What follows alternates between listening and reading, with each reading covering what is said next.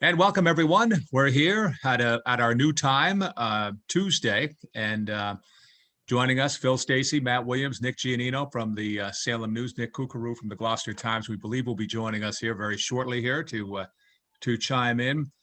It's really kind of a remarkable thing, Phil. I'll begin with you, but it's been a while.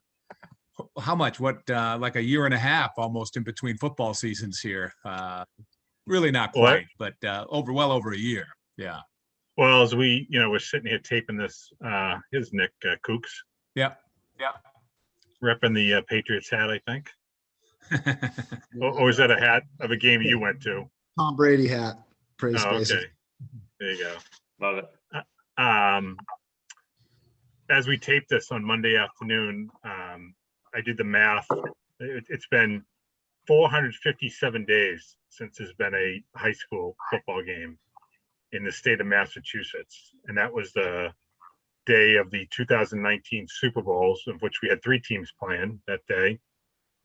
Victorious Swampscott, Victorious St. John's Prep, and state finalist Bishop Fenwick. So yeah, year and a half. It's been a long time. And I'm sure for the players and coaches and fans, it seems like it's been a lot longer. But the important thing is they're back.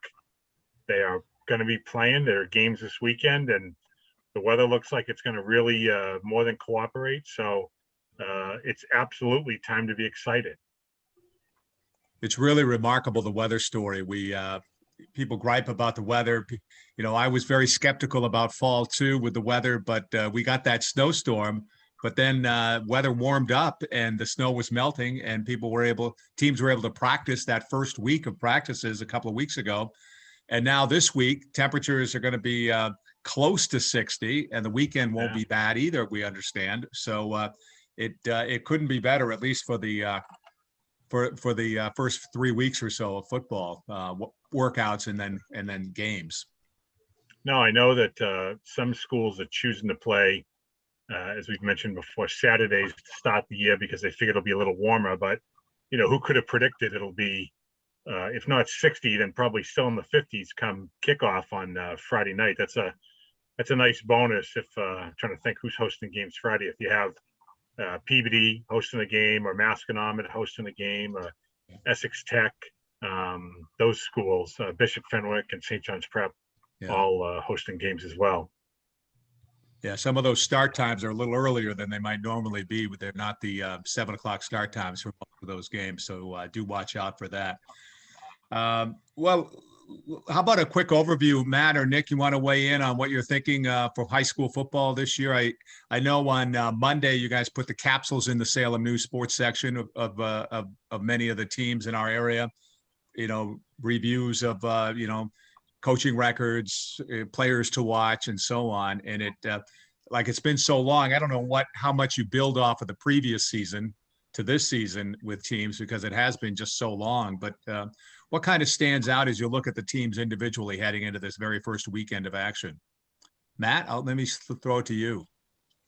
Well, quite a bit. I think, you look at Friday, and I think Danvers at Masconomet has to jump out as the game of the week. That's certainly the biggest game on the schedule with respect to St. Mary's and Fenwick. They're rivals, but I think Masco and Danvers are sort of have a little budding rivalry. They opened the season the last 2 years and with Danvers victories, and now they're league rivals too. So certainly not unfamiliar foes. And I think Masco has a number of guys that are 3-year starters that got kind of beat up by Danvers when they were sophomores, right? I mean, they're young.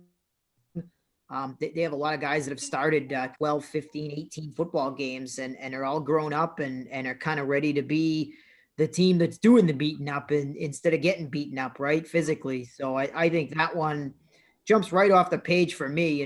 You assume that Danvers might take a minute to reload, right? They graduated all 4 of those senior linebackers that were so great, that were the crux of their conference championship team, that finally won the league, that finally beat Marblehead, beat Gloucester, all that stuff. But at the same time, the last few years, I feel like we've always come on here and said, oh, Danvers graduated this guy, that guy. How are they going to rebuild? And every year lately, they found a way, right? No matter who they graduate, whether it's these four guys or, McCarthy the year before that or Coakley before that. I mean, it seems like no matter who they graduate in Danvers, they come back the next year, still contending. And so I look at that game certainly as one that I'm very curious to see how it goes. And, that sort of is where I'm going. I mean, I keep going, but I let everybody else jump in and whatnot. I can chime in a little bit on Danvers there, Willie, just having spoken with Nolan the other day. You mentioned, having a lot of kids graduate. It seems like they're filling in those gaps pretty seamlessly, at least so far in the practices. We won't know for sure until they actually, head out for a game, but they got some basketball kids. I know big sophomore there, Ari Zuris. He's a pretty good athlete, going to be a nice tight end linebacker for them. Drew Gray, a senior, I believe he was on the team last year as well. You guys correct me if I'm wrong, but he's a big body too. Been looking good at linebacker as well. They're bringing in Andrew Mativier is going to play. He's a really athletic kid. Got a little bit of size. Going to play some corner for them. So they're gonna fill in these gaps pretty good, I think, and they feel pretty good about their quarterback play with Darren McDermott. I know he saw some time last year. Through 28 passes, had a couple touchdowns. So he's going to be the guy this year, and they feel good about him. He's a senior. So, I think you're right. I think Danvers is ready to reload and prove that they still are a pretty good team. Willie, I think you might be, while Danvers Masco is certainly going to be a big game, I think that game you're going to Friday night is going to be pretty good as well. Much improved Winthrop team against a Peabody team that's going to be really eager to get off on the right foot. Oh, for sure. I mean, I think there's a lot of transition there in Peabody, as we mentioned. Four projected returning starters gone off the team, and that's not exactly the deepest team in the country anyway. I mean, they won 4 games last year, and you take 4 guys you thought were going to be back and put them elsewhere. 2 guys opting to sit out the season. One's ill, one doesn't feel safe, and 2 transferred over to Bishop Fenwick. So that's that's some holes in your lineup there. And, so they certainly have, I think, a chip on their shoulder, the guys that remain, that like, hey, you've left us and we need to prove that we're not a bunch of guys that want to be left. Right. But we saw that didn't work out so hot for the Patriots this past fall. So, trying to prove that Tom Brady shouldn't have left. And I'm not saying that these guys that left are anything like Tom Brady, but, I think when you have that sort of situation, it can go one or two ways. It can galvanize you and make you stronger, which is what they're hoping for, or it cannot. And certainly Winthrop with their new quarterback from Everett has the opposite, an infusion coming in. So, 2 new quarterbacks. I mean, Peabody's going to go with the kid, Shay Lynch. He's only a sophomore. I was over at the scrimmage on Saturday against Malden Catholic. Not a great team, obviously, and Peabody managed to win, but certainly wasn't the kind of blowout that we saw Fenwick and the Prep have against MC last year. But Shay had 2 touchdowns, 2 touchdown passes, 2 interceptions thrown, and a rushing touchdown. So he was in the middle of everything. And I asked Coach Betts afterwards, I said, Coach, is there a quarterback competition here? Like, should we be listing anybody else in the mix? And he didn't skip a beat. He said, nope. So this is the kid. They're going with him. And, hopefully it's not quite the baptism by fire that it could be. I think I don't want to put a lot of pressure, man. I think this is a kid that could set some records in 2023. But right now it's 2021, so we're going to see kind of how it goes as he's thrown into the fire of this fall 2 season. I don't know much about his football game, but he had a breakout season on the basketball court, so I'm sure Thad Broughton would vouch for him. I think like 15 points a game.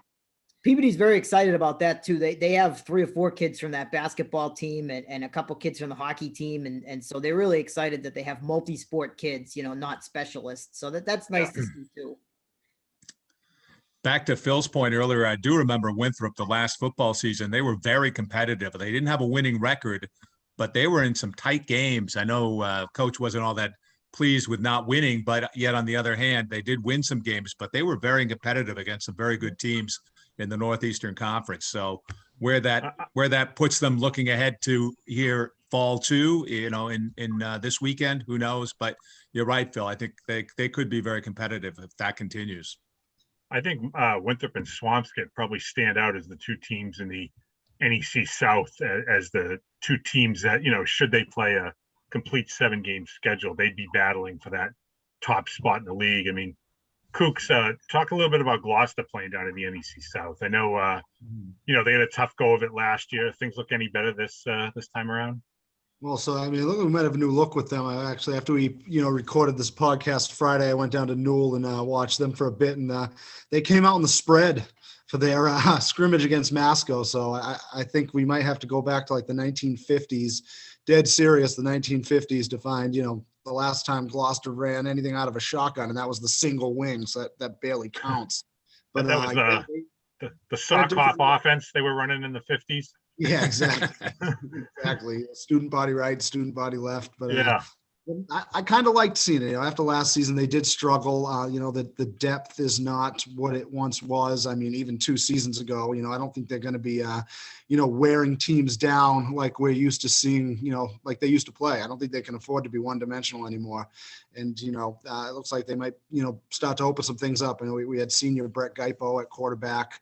Gloucester's got a lot of new skill players. They have 4 linemen returning though, so that's going to be the key for them, how much that line gels. And they're coming out with Saugus on Saturday at Newell, so that'll be a good test early on.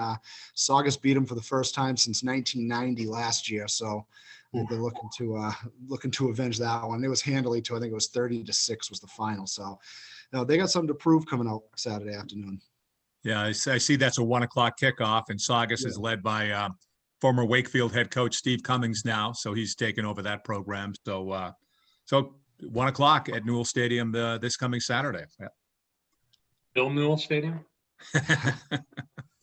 No relation. No relation there. No, not. I don't think so. No. So Hey, how about Fenwick and St. Mary's Friday night? I mean, right into it. Big rivalry. I imagine that would be a tough matchup for St. Mary's, but I don't know anything about what St. Mary's has for fall 2 here. Well, they always have athletes. I would have to imagine it would be a competitive game, but you would have to think with all the firepower that Fenwick has back, they would be a prohibitive favorite. And, I don't think it's telling tales out of school to think that they almost certainly have their sights set on running the table and going 7-0. And did we determine, are they going to have any type of playoff, CCL Cup playoff like they've had in some of the other seasons, Willie? I didn't see it on the schedule, but because they look like they had a lot of games, but I don't know if that may be something that is perhaps flexible to be determined at a later date here type of thing. Okay. Because I noticed they had some big game, Bishop Fian on there, and there was another one on there that I didn't recognize. I think with the expansion of the league, they might not have room at the end, but I don't know if that's like for certain. Regardless, I think it's going to be a really good Fenwick team, and I don't doubt that St. Mary's will be either. But I think it's probably a tough test for them to be matched up against Fenwick in the opener. Absolutely. Yeah. So touch on, not to jump ahead to Saturday, but I mean, there's a big one there, Beverly and Marblehead. I know you had a chance to see Marblehead work out a little bit, and we both kind of talked to Andrew Morency. I know they're pretty excited about their team, and they maybe have some new skill guys that people don't recognize, but some good trench men like, is it Bobby Adams or Billy that's still on the team? Billy's one of the captains. He's a tackle and a defensive end, along with Jonas Pavia, who's he'll be a 3-year starter for Beverly. Right. So, I mean, they got some big, strong dudes in the trenches, and of course, Marblehead always does. So, and Marblehead's won. I'm looking at the list here. It looks like Marblehead's beaten them 7 9 in a row. Yeah, sure 2012, I think, was the last. Beverly's Super Bowl team was the unbeaten Super Bowl team was the last one to beat them, if I'm not mistaken, right? It looks like they beat him in 2013 by a field goal. Okay. But But obviously, you know, I'm sure that's one Beverly's had circle for a long time, and should be a great game there on Saturday. Well, I'm glad you mentioned the offensive line with Beverly, because not only Adams and Pavia are big boys up front, but you have guys like Jared Mitchell, Jack Ewer, who I thought was a very good player last year as a sophomore. Robert Lyons is the center. He's new. He should help out. Nick Cole's a tight end. He should help out. And then they do have those skilled guys. Danny Morency, the senior back at quarterback. Jay Sean Jones is back in the backfield. Joey Loretti, great little change of pace back. He's back. A couple of fullbacks in Grant Easton and Jordan Irvine. You know, defensively, you have Irvine, Easton, Mitchell playing linebackers. You have Adams and Pavia. I'm sorry, Pavia's a linebacker too, but Adams is up front, along with Ewer and Ben Packard in the defensive backfield. You're looking at Jones, Loretti back there. Andre Sullivan's another one who I think could help out this year. So Beverly is really hoping that this can be I don't know, bounce back is the right word for them, but after by their own admission, a couple of down years, they're looking to be back among the elite in the conference. And certainly right now, you have to say that is Danvers and Marblehead. You know, Marblehead has won 7 of the last 8 titles before, or 7 of the last 9 before Danvers won it last year. So Beverly wants very much to be in that competition. Certainly won't be easy. The coaching staff realizes that, but they've got a chance to do something big right off the bat Saturday in Marblehead. Now, flip that around, and Marblehead is coming off of what they consider to be a down year. I mean, they hadn't lost 4 games in one season in 9-10 years, I think it was. I mean, they're used to 10-1, 9-2 as the norm over there. So Jimmy Rudloff and his staff are really intent on getting back to playing what they call magician football. And that starts with their captains. They get the big guy, JT Monahan up front. He's a two-way lineman. You have a couple of wide receivers and Mark Paquette and Miles Smith. And you have the big tight end, Cam Janik, who doubles as a middle linebacker. Of course, you also have Josh Robertson back as a junior quarterback. He had a great season a year ago for them when he threw for, I think it was almost 1,600 yards and 16 touchdowns. He completed almost 65% of his passes. Mitch Coryell is another wide receiver you can add to that mix with Paquette and Smith, who's coming back and could help out. And what I like about this team, guys, is it looks like they're going with kind of a running back, two-pronged approach there, as opposed to the bell cow back they've had in recent years. So you're looking at George Percy, who's a junior. He's a big kid. He's going to be blasting through those tackles. Big boy, can knock some people backwards. And then Connor Cronin, who's the younger brother of the great Tim Cronin, who just graduated from Marblehead.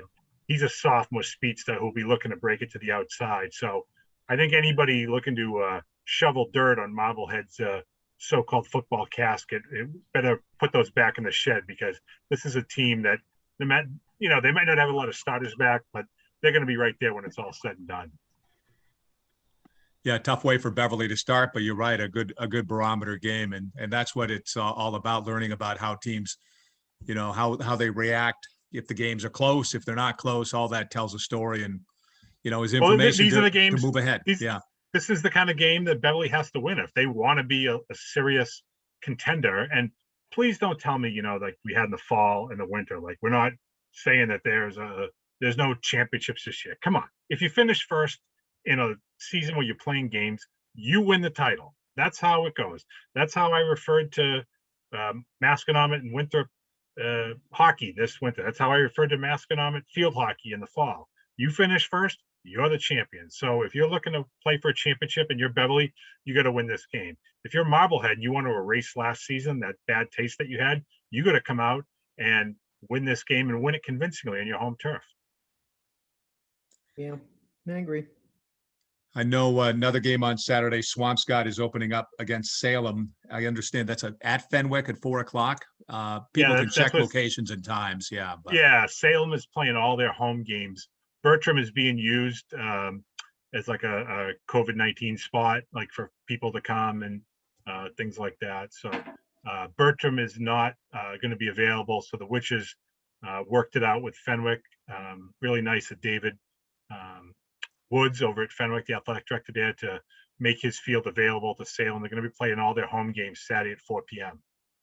Well, as we talked about last week, Coach Woods has a few Salem players on his team too. So, yeah, I think the AD in Salem probably has Coach's phone number, so that was probably an easy easy deal to make. But no, I wanted to point out too. I don't know if I said this last week or not, or if maybe this is a good omen for Salem. But when Danvers had to play at Bishop Fenwick, when Morse Field and Deering Stadium was being torn up and renovated, they won 9 games and a championship. So maybe that's good news for Salem. Maybe when you have to play at Fenwick, good things happen for you. I don't know.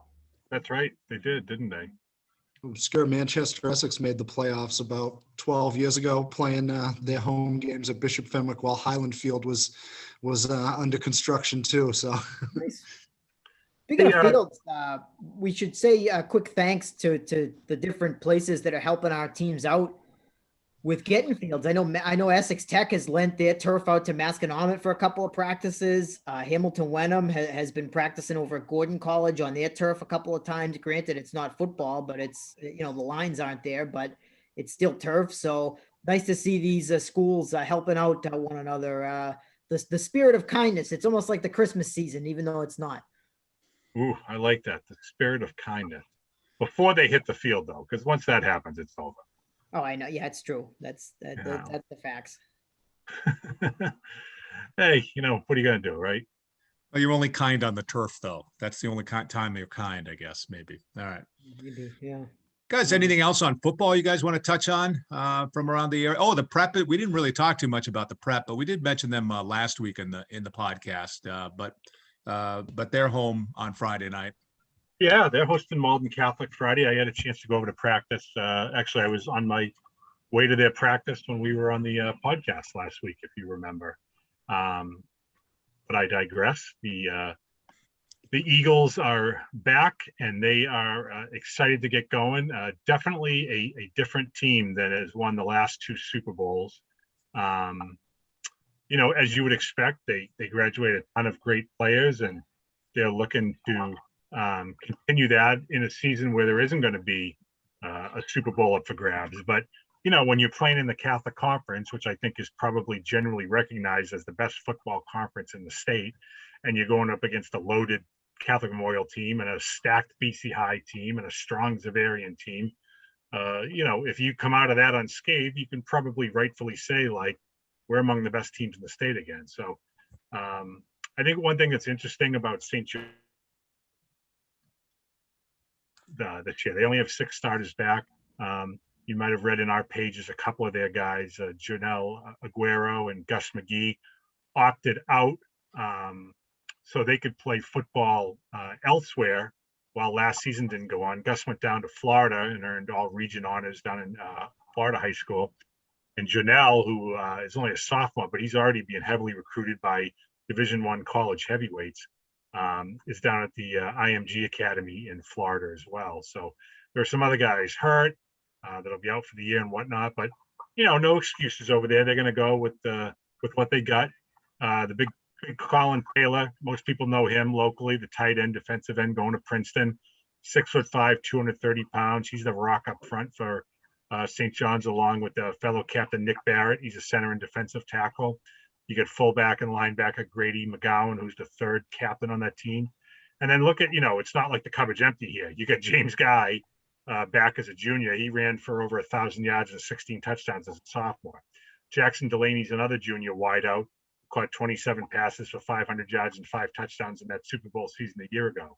Dylan Wadowski, special player, outside linebacker. He's going to be a monster. Matty Mitchell's another guy, junior cornerback, who is a real ball hawk in that secondary for St. John's. A slew of other guys that are ready to step up and make their presence felt. It's absolutely next man up there. They don't worry about who's not there, who can't play, whatnot.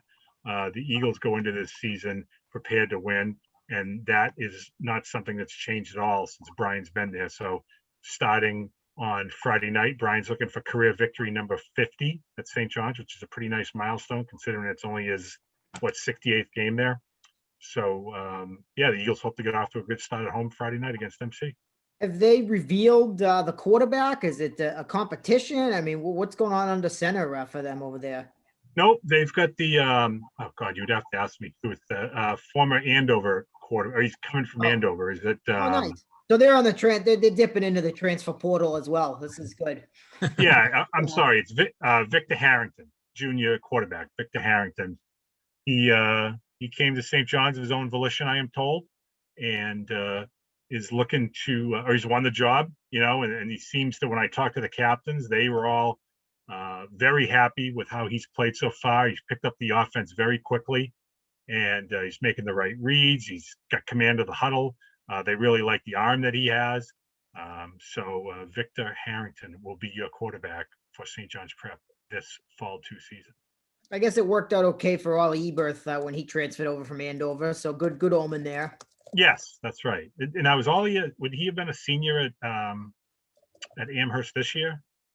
I don't recall. I can't remember. Junior. I don't. But still in school. He was all. Yeah, that's right. I want to say he was all conference last year. So he was the 2014. Did he come right before Crowley, or was it a few years before? Oh no, they had a gap there where they didn't really have anybody. They had that Mike Yaron experiment, and then okay, yep, that's right. Okay. But I want to say it was 2014 was Ollie's junior year, so 15 would have been his senior year, and so let's see, 16, 17, 18. Yeah, if he didn't redshirt, he would have graduated, but I don't know if he did or not. But he had a great career there anyway. So not to take you guys down memory lane here. Well, guys, we have a few more minutes left. Other than football, anything else you guys want to chime in on? Or Phil mentioned what's coming up this week in the paper as well. You got a few days leading up to these games this weekend. But Nick Kukuru, let me just kick it back up to Cape Ann if you want to chime in on anything here in a closing thought or two. Yeah, sure. And also, I mentioned, last week, Manchester Essex might add that scrimmage into an actual game, and they did just that. So they're opening up on Saturday, 1:00 at North Reading, the Battle of the Hornets there. So they're kind of an interesting team. They played an independent schedule last year. They went 8-2, and now they're playing in the Cal, and they went 11-27 in the Cal from 2011 to 2018. So it's kind of a different world from what they played last year, but they got their, Will Lewandowski back at quarterback. Gavin Glass had 14 touchdowns a year ago back in the backfield. So they got some guys to work around. Yep. I think Gloucester's playing Saturday as well. Yep, Gloucester, same time. At Saugus? Home against Saugus. Saugus's field wasn't ready yet. Oh, it's not? Okay, I wasn't sure. Because that was originally scheduled for Saugus. That was the original plan. Aren't they building that field, like a turf field right by the Square One Mall there, where you can literally go get watch a movie, get a pizza, and then walk over to the football game kind of deal? Yeah. If you want to walk across Route 1, Phil, yeah, I think so. Yeah. Yeah. Yeah. All right, Might be done. I thought it was supposed to be open, by Thanksgiving time. So they might be finished, but I'm not sure. Yeah, they didn't get some clearance yet because that was originally supposed to be a Friday 5:00 game in Saugus. They changed it late last week, moved it to Gloucester. Yeah, they made the lights. The lights. You could just tip the orange dinosaur over across Route 1 and walk over. That'll be all right. Hey, you know what? It was really good to see Endicott College get back to playing. They finally got cleared to play some sports this past weekend. So their men's and women's basketball teams both had a couple of games. The women's hockey team had a couple of games. Are we waiting still, Willie, on men's hockey for them? Yeah, they didn't play. I don't know. I'm guessing it was virus related. I don't know if it was them or if it was their opponents on Suffolk's side there, but knock on wood, they'll get a game or two in here by the end of the month. Right. Oh, and I got some good news from Betsy Kennedy, who is the athletic director over at the Pingree School. Pingree will not be playing any fall 2 sports this year. No football, which is disappointing since they were coming off of a bowl win last year. I believe, correct me if I'm wrong, Willie, did they win the Ken Hollingsworth Bowl a year ago, I want to say? That sounds right. They played that's right. This year or last. Okay.